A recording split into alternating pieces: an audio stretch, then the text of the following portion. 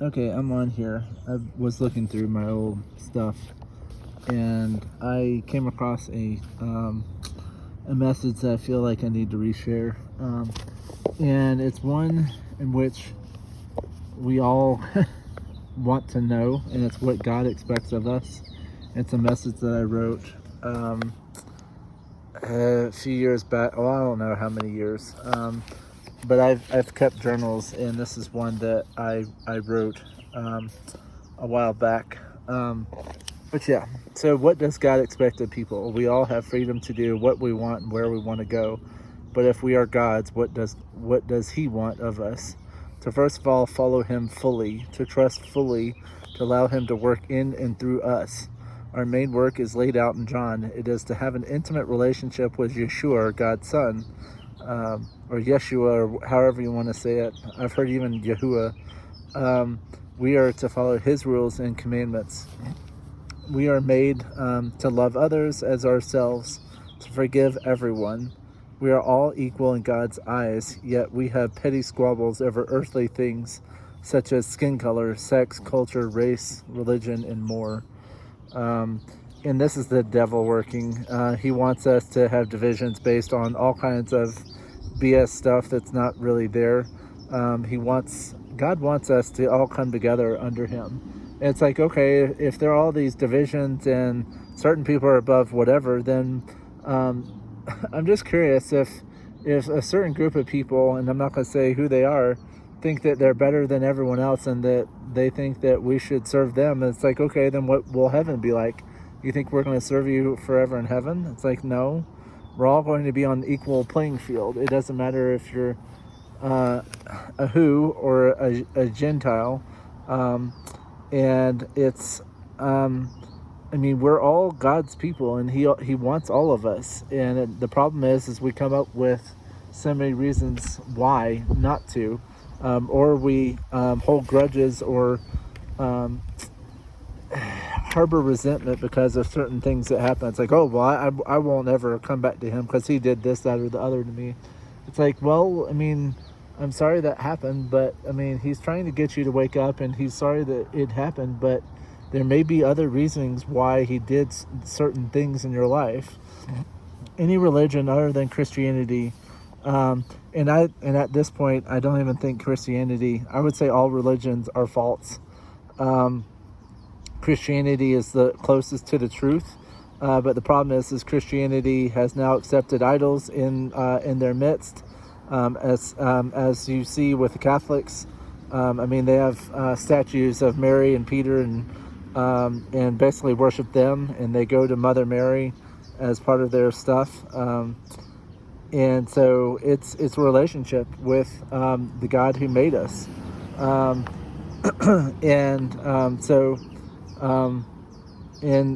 the devil has had thousands upon thousands of years to make all kinds of different religions, and to get us to believe in all these other religions that, if you do the research, it's like, do you really want to follow someone that rapes and pillages and does things? Do you really want to have a religion that is based on oral tradition instead of a written down whatever? I want to know where this stuff is coming from, and it's God is the one who makes it. God's the one, and actually, I mean, you can see all the interconnections with the Bible. So, but we are all made in the image of God. All have the same DNA, organs, and blood.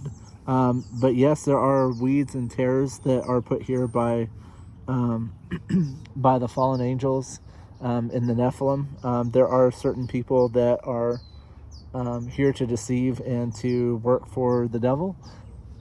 And so, yeah, yes, we are all unique, but each of us has a task and reason for being on this planet. Some find this task and get to work immediately. Some take some time to find out what they are really supposed to be doing, and others stubbornly refuse, make excuses, eventually give in, and give in, or just don't do it.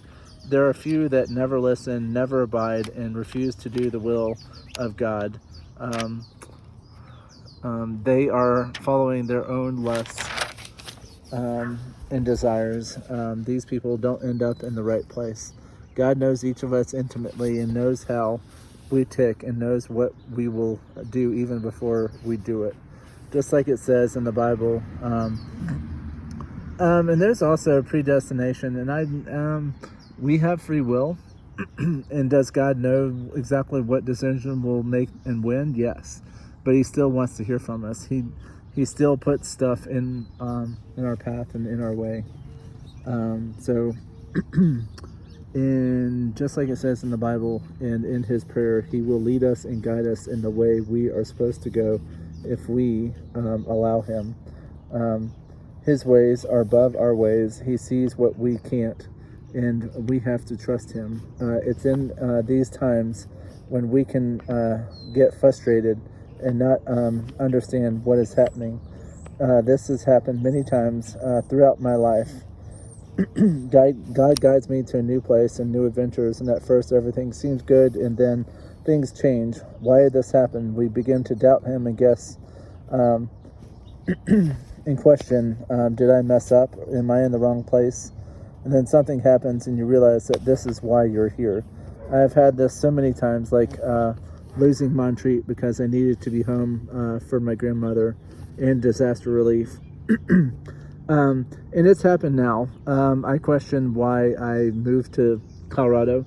And it's because of the beauty, and God sent me here to try to save people. And I don't think my time is up here. I think that there's still other people He wants me to get to, although I'm trying to figure out how in the world to get the message out. But I feel like I've messed up many times in my past. I've moved stupidly 30 plus times, and it's my life. I mean, I've had 13 months to look at my life and to see my life, and I haven't understood why. I haven't understood why I have been placed with my parents most of that time, and it's not a situation that I care to be in, but it's one that has helped me. It is a situation where where I did help, and so and I've always had a job except for this last year. I've always had a job and somewhere to go, so I'm not one of those playing games in some parents' basement while they pay all the bills and I don't do crap. That's not the case with me. Mine has been trying to figure out ministry. Mine has been doing writing like I have been. I have many books like this where I've written messages and done different things. And there's just times, like right now, I mean, the prices are skyrocketing. And the best thing you can do is to combine efforts with other people around you. It's like if you have like-minded people, and if you have a place where you can be, and yeah, it may be crowded, and you may have to put up with a whole lot of stuff. But we live in a time where prices are skyrocketing, and they are not coming down. Fertilizers have gone away. You're seeing these people in politics that are taking billions of dollars for themselves and making every excuse and stealing everything, yet no one's fighting back, which I find insane, but whatever. But God is having us go through this because there are people out there that, it's kind of like we deserve this kind of thing. And what I mean is, like, in the olden days, a good example would be Saul. The people had judges for quite a while, and they went through a lot of them, and they kept asking for a king. They wanted, and God was warning them. It's like, okay, well, you're going to have someone, but he's going to demand a lot of you and take a lot of what you have and give it to himself. And that's exactly what happened. Saul was a king who, and then you had the reigns of many kings. You had David, and some of the kings were good. Some of the kings brought a whole lot of wealth and happiness. Then there were other kings that were corrupt as all get out. It's just like now you have someone who is leading the U.S. in a corrupt and evil way, who lies and cheats and steals, who I don't feel confident in. But God has allowed him, because it says that God puts everyone in the place that they need to be. Um, and I believe that there's end time prophecy being fulfilled right now. So yeah. But we, God's chosen people, are the ones that are supposed to get up and to make a difference. And in this time, it's a lot more difficult to see that and to trust that what we're doing is the right thing, and to because for me, I'm trying to get out there. I'm trying to make a difference, and so I mean and that's why I've done videos. But right now, I'm trying to figure out how to get programs and other things out right now. And yeah, yeah. Many times God causes me to move to help family in certain seasons. Then I move to a new place, and I wonder what's happening and why is everything attacking. Nothing is going right. Walls start closing in, and you wonder what now. We have to always be open to new possibilities and doing things in different ways. Like now, I'm writing more and doing videos. God moves us and changes us. He prepares our future before we get there. He knows what pieces have to be where and when. We are in the end of time, and now more than ever, we have to fully trust God. We have to have an even greater relationship with Yeshua. We have to be in His Word daily and pray often. We have to be willing to accept changes and be willing to fight and endure until He brings us home. Each of us have a certain amount of time here on this world. Some are here for a short time, and others have a longer, more drawn-out battle to fight for the Lord. He knows you, He cares for you, and loves each of you beyond anything you can possibly conceive. He has made many wonderful plans and many blessings for you, but this doesn't mean life is going to be easy. Far from it. Life on this world is a struggle. It's a lot of persecution. There's a lot of crap that's going on, and it's we're going into the times of the Antichrist. We're going into the times of being surveilled on every side, and very soon we're going to have to choose whether we're going to take the mark of the beast and go to hell, or whether we fight for God. And yeah, our struggle is going to be constant. When and where will the rapture happen? I don't know. When and where will things pop off, like I've said in dream or have seen in dreams, like tsunamis and volcanoes? I don't know. I've thought I've known, but I mean, it's we live in a world. I mean, and yes, I've gotten dreams, and I've always gone to God with them, in trying to figure out stuff. And we're in a situation where the evilness and wickedness is on a whole universal level.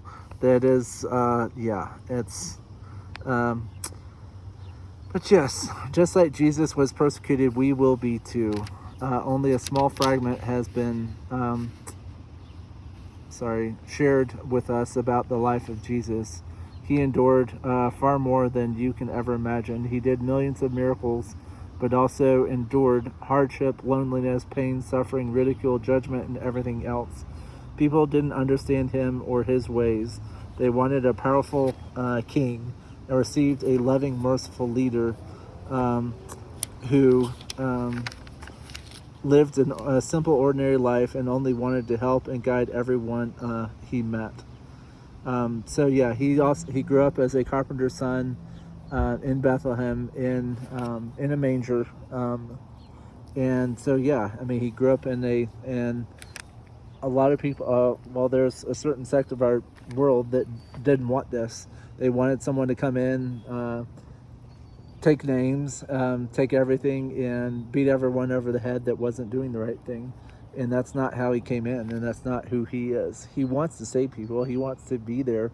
But yeah, he does have a different side. There is a side of wrath. There is a side of judgment and punishment and that type of thing. And it's a side that I don't know. I'm not gonna put words into his mouth.